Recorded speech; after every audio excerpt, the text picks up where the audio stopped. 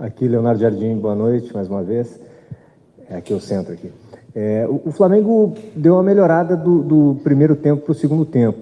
O desempenho melhorou um pouco, conseguiu empate, mas a sensação que fica é que o Flamengo escapou de perder hoje, que conquistou um ponto pelas chances que o Atlético teve ali, o Rossi, que falhou no primeiro gol, mas depois ele salvou ali o Flamengo em 3, 4 defesas, teve bola na trave. Não foi o melhor jogo assim que você esperava do Flamengo? Bem, boa noite a todos. Tentar responder a essas 3 ou 4 perguntas. Sabíamos já a priori que ia ser um jogo difícil. Nos últimos 30 encontros aqui neste estádio, o Atlético ganhou 16, 9 empates e só 5 vitórias do lado do Flamengo. Já sabíamos do jogo, também sou da mesma opinião. A nossa primeira parte não foi a melhor, fomos muito passivos, fomos pouco pressionantes. Foi uma das coisas que retificamos no intervalo. Queríamos uma pressão mais alta, mais atividade, mais dinâmica. A justificação de ter 7 jogadores de fora que habitualmente jogam não era razão para esta apatia inicial, e corrigimos isso no intervalo e acabamos por valorizar este ponto, jogando, na minha opinião, muito melhor que o adversário na segunda parte. Você está a falar aí das defesas e da bola na trave, mas essa bola está fora de jogo. Essa bola está fora de jogo, é uma partida de fora de jogo que cria depois 2 ou 3 situações na mesma jogada. O Arte não marcou, porque acabou por não ser gol, mas se fosse gol, ia ir ao VAR, ia ser anulado. Por isso, em termos gerais, acho que sim, primeira parte abaixo, segunda parte melhor, fomos mais pressionados, conseguimos dificultar o jogo do Atlético e criámos 2 ou 3 boas situações de finalização que acabamos por não fazer. Por isso acho que o empate acaba por justificar, principalmente a segunda parte. Aqui. Jardim, tudo bem? Pedro Torre, ESPN. Até o Lai aqui citou a questão do Rossi. Ele é um jogador consolidado no Flamengo, muito importante na conquista da Libertadores no ano passado, fez até defesas importantes hoje, mas é o segundo jogo consecutivo que ele falha, a meu ver, de maneira grave. Quando o técnico entra nessa questão e, de repente, conversa com o jogador, com o goleiro, que é uma posição diferente, para tentar entender como é que ele está sentindo, confiança, enfim, por favor. Com certeza que o Rossi é um jogador importante e já o provou, principalmente nos últimos anos aqui no Flamengo, e que acreditamos nele. E também não vamos esconder que nos últimos 2 jogos teve 2 intervenções um pouco infelizes, mas isso não deixa de nós termos a total confiança nele, porque acreditamos que vai ser momentos isolados e que no futuro já próximo ele vai voltar outra vez ao seu nível. Ele tem o apoio e o carinho de toda a gente. Em termos de trabalho também continua a trabalhar e a dedicar-se, por isso são episódios que eu acredito que sejam isolados e que ele vai voltar outra vez à sua melhor forma. Boa noite, professor. Aqui, Marcelo Xavier, da Rádio Trio de Ferro. Durante a partida de hoje, você teve alguns desfalques para a partida, né? Como, por exemplo, o próprio Jorginho e também De La Cruz, Arrascaeta ali no meio de campo, que a gente sentiu um enfraquecimento da equipe nessa questão. Eu queria saber como que você avaliou esse primeiro tempo da equipe e essa dificuldade em conseguir criar situações ofensivas de perigo. E no segundo tempo, qual foi a alteração tática? Porque a partir do segundo tempo pode-se notar que a equipe do Flamengo conseguiu ir mais para cima, como você mesmo falou, foi melhor. E o que foi feito alterações nesse segundo tempo para que a equipe conseguisse ser mais ofensiva? Bem, como disse anteriormente, o nosso meio campo foi extremamente mexido, não é? Estamos a falar do Eric, estamos a falar do Everton, estamos a falar do Jorginho, estamos a falar do Arrascaeta, que são os jogadores que normalmente começam ou são jogadores importantes na manobra da equipa. Não começaram, mas isso não é um fator que leva a condicionar o jogo da primeira parte. Eu disse aos jogadores ao intervalo, eu não quero saber quem é que falta, eu quero saber quem está presente e como é que vamos jogar. E não é com esta passividade que vamos jogar. Temos que ser mais agressivos, temos que ser mais ativos. E a segunda parte começa. Os primeiros 2 minutos não começamos bem, mas a seguir começamos a acertar, melhoramos o jogo e as substituições a seguir ajudaram também a meter um pedacinho mais agressividade ofensiva, quer sem bola, quer com bola, e por isso é que o Flamengo cresceu muito na segunda parte. Jardim, canal do Mauro Santana, até sobre esses desfalques e com o retorno de jogadores que você vai ter, agora nessa sequência que o Flamengo terá em casa, jogos importantes, o primeiro diante do Estudiantes, na disputa direta pela liderança do Grupo A, e depois a disputa também pela liderança na tabela do Campeonato Brasileiro, no confronto direto com o Palmeiras, no próximo sábado, você acredita que somente com esses retornos será possível reconquistar o bom futebol do Flamengo? O Flamengo ficou carecendo nesses últimos jogos?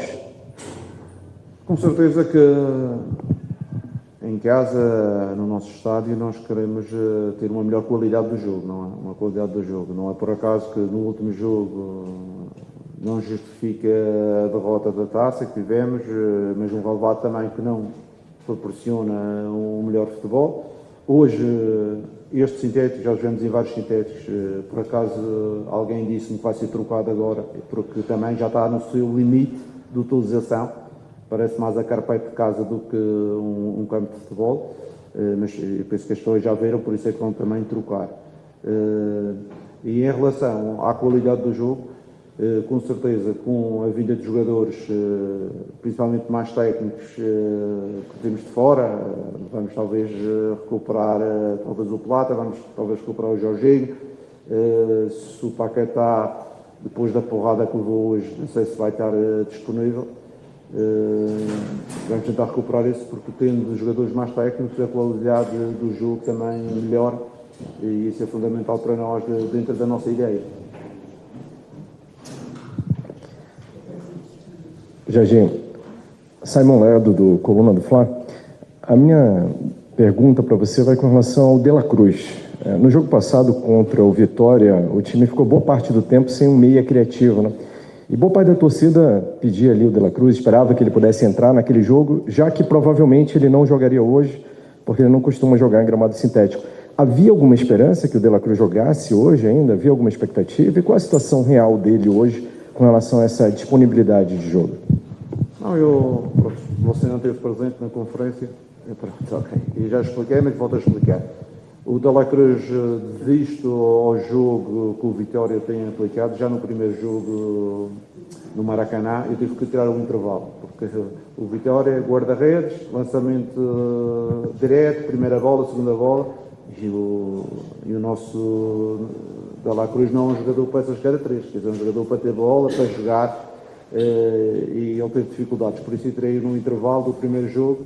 E neste jogo não ia cometer o mesmo erro, e a nossa aposta, principalmente por estarmos a perder, foi mais Pedro Bruno, para a gente ficar com uma agressividade mais ofensiva na zona central, visto que acabamos por ter não sei quantos cruzamentos e criamos várias situações, mas acabamos por não finalizar. Não é uma questão pessoal do De La Cruz, mas é estratégica, não íamos meter o De La Cruz ali nos duelos. E também os dois volantes que estavam a jogar, que é Jorginho e que é Everton, não tinham de ser poupados para este jogo, estavam bem no jogo e a nossa decisão foi essa. Jardim aqui, atrás, Sidão Marina Litoral News. A gente tem vários jogadores do Flamengo nas prévias das seleções, só na seleção brasileira são 7, e hoje o técnico da seleção veio acompanhar o jogo. Você acha que, pela ansiedade que é normal de um jogador, né? Se a gente imaginar um jogador poder ser convocado para uma Copa, quem já foi, quem não foi, com certeza deve mexer muito com a cabeça do atleta. Você acredita que isso pode ter tido alguma influência nessa atuação abaixo da equipe hoje, ou não? Obrigado. Eu acho que não pode servir de justificação a nossa primeira parte em relação às seleções. Mas com certeza também sou da opinião que uma Copa do Mundo, por muita parte dos jogadores, é jogada uma vez na sua carreira. E alguns deles, com certeza, que estão, em termos emocionais, à espera que seja dado o veredito e se vão ou não vão. E isso pode criar uma certa ansiedade. Só pode dizer ao contrário quem nunca viveu o futebol ou quem nunca viveu por dentro estes acontecimentos. Com certeza que não é só na seleção brasileira, mas é nas outras seleções. Eu tive a felicidade toda a minha vida de trabalhar com jogadores internacionais. Na altura de Mónaco tinha muitos jogadores da seleção francesa, da seleção portuguesa, mesmo no mercado árabe tinha muitos jogadores internacionais, do Qatar, dos Emirados, e sempre que existia uma grande competição, eu sentia às vezes algumas situações de não meter o pé, porque é um lance que pode haver uma lesão e algumas situações isso pode levar, mas é isso que a gente fala com os jogadores e tenta motivá-los todos os dias. Eu costumo dizer, está mais fácil de solucionar um jogador que não mete o pé do que aquele que mete o pé. O que mete o pé normalmente lesiona-se menos. O que não mete às vezes está mais receptivo a uma lesão. Hoje, como eu já disse, aquela entrada quer do Alex, quer do Paquetá, vamos ver a situação deles dois porque as marcas são bem visíveis. Jardim, aqui, boa noite, Davi Azevedo, canal Paparazzo Rubro-Negro. Queria te perguntar que o Atlético Paranaense ele vive uma grande fase e não perde desde fevereiro aqui na Arena da Baixada, né? E Viveiros hoje mais uma vez foi decisivo para o time da casa. O atacante sofreu 6 faltas do Flamengo, participou do lance que foi da expulsão do Danilo, finalizou 5 vezes, né? Perdeu 3 grandes chances. E esse Flamengo que tem 4 nomes na pré-lista de Carlos Ancelotti, o que faltou para o Flamengo parar um jogador desse porte como hoje? Obrigado. Não. Em primeiro vamos conferir, são 7 jogadores que estão na nossa lista e da lista da seleção brasileira. Em relação ao Viveiros, é um jogador muito forte e um jogador de transição. É um jogador que eu vejo que nestas equipas que utilizam a transição, ele pela sua velocidade, pela sua capacidade de duelo, ele consegue aglutinar bastante. Porventura, se fosse um jogo do tipo mais Flamengo, já é diferente, porque normalmente essas transições já não são tão visíveis e às vezes esse tipo de jogador tem mais dificuldades. Pronto, mas é um jogador interessante dentro daquilo que é o papel que ele faz, dentro de uma estrutura e dentro de um plano de jogo. Mas também acredito que muitos dos duelos ele faz tanta falta como as defesas. É engraçado que numa situação ou outra vi que ele também com os braços ele agarra muito e são duelos físicos muito fortes. Boa noite, Leonardo Jardim, Alexandre Senechal da TV Bandeirantes. Gostaria de saber de você ainda sobre a questão da presença do Ancelotti aqui hoje. Você trabalha com 7 jogadores do Flamengo que estão na pré-lista todos os dias, os conhece muito bem. Se você puder dar um recado ou indicar para o Ancelotti, o que você falaria sobre seus atletas para o italiano pensando em Copa do Mundo na lista final? A informação que eu dava ao Ancelotti é que qualquer destes 7 jogadores que jogam mais no Flamengo tem qualidade para representar a nossa seleção. São jogadores adaptados a altas competições, jogam Libertadores, são os atuais campeões da Libertadores, também do Campeonato Brasileiro. Têm uma história já na sua carreira, eles, e por isso acredito que ele, se contar além do Danilo, que o Danilo publicamente já está pré-convocado, acredito que ele pode levar mais 2 ou 3 dos nossos jogadores. Boa noite, Léo. Júlio Barros, Calor Esportivo. Só para a gente ter uma noção de como é que você observa e você analisa, o Samuel Lino, ele vem sendo titular e vem sendo substituído. Na sua visão, ele não vem fazendo boas partidas? Boa noite. Em relação à substituição, você sabe que às vezes nós como treinadores, os jogadores da frente são os jogadores que têm sempre mais algum desgaste. Hoje o Lino acabou por sair pelo Bruno, que eu precisava de maior presença ofensiva e acabamos por acertar porque o Bruno foi o jogador que teve 2 lances, um de cabeça, que ele mete a bola para dentro, e o lance que ele ganhou nas costas para o cruzamento, para o gol do Pedro, foi extremamente importante. No último jogo com o Vitória, ele foi dos últimos a sair, acho que jogou 80 e tal minutos, por isso é um jogador importante para nós, que tem as suas características próprias, não é? É um jogador que tem as suas características próprias e que nós contamos com ele. Mas com certeza que é mais fácil a gente, numa equipa das características do Flamengo, as substituições estão sempre a se mexer do meio campo para a frente ou eventualmente nas laterais, onde a gente quer, quando quer acelerar o jogo, onde aconteceu no Grêmio, aconteceu no Vitória, aconteceu ainda hoje, a gente acelerar um passinho por fora, porque também temos jogadores com essas características que podem o fazer. No Grêmio, com as mudanças, fizemos o gol, hoje também com as mudanças do Royal e o Varela para dentro, acabamos por fazer também o gol do empate. E é importante dar dinâmica com as soluções que temos. Não é sair antes ou sair depois. Isso para nós não é importante. O importante é o resultado final. Aqui, Jardim, boa noite. Jardim, há mais ou menos 1 mês e meio atrás, começou a se falar, né, principalmente na mídia, que o Flamengo era beneficiado pela arbitragem, colocaram um apelido pejorativo no Arrascaeta, e de lá para cá, eu percebo os jogadores do Flamengo apanhando muito dentro do campo. Hoje teve o lance do Paquetá, o jogo contra o Estudiantes, por exemplo, o Royal fraturou o nariz, o Arrasca quebrou a clavícula, enfim. Eu queria saber como é que você vê isso, aqui no Brasil a gente chama de pilha, que colocam contra o Flamengo, e o quanto isso tem interferido na arbitragem, porque dentro do campo a gente vê os jogadores do Flamengo apanhando, reclamando, e muitas das vezes os juízes fazem uma espécie de vista grossa. Obrigado. Em relação à arbitragem, eu sou muito direto em relação a isso. Eu só faço comparações, mais nada.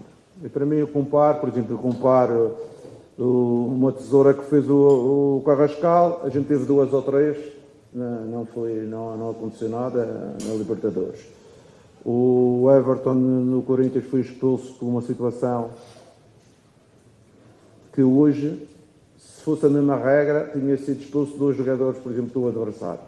Este tipo de situações, mas não estou eu aqui para comentar, mas acho que as equipas têm aproveitado um pouco esta possibilidade de serem mais agressivos, às vezes acima da lei, em bater os jogadores do Flamengo, e acho que os árbitros têm que ter atenção, porque senão temos 7 de fora, 4 ou 5 de traumatismo. Não é lesões musculares, a gente não tem lesões musculares, a gente tem traumatismos.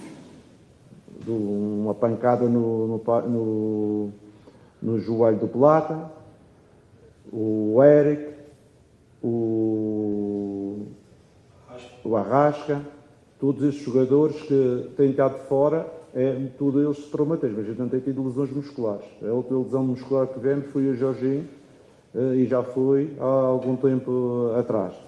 Por isso temos de ter algum cuidado, porque se queremos bom futebol não podemos deixar também bater acima da lei. Dentro da lei está tudo certo, acima da lei, claro que isso se preocupa. Tá? Obrigado.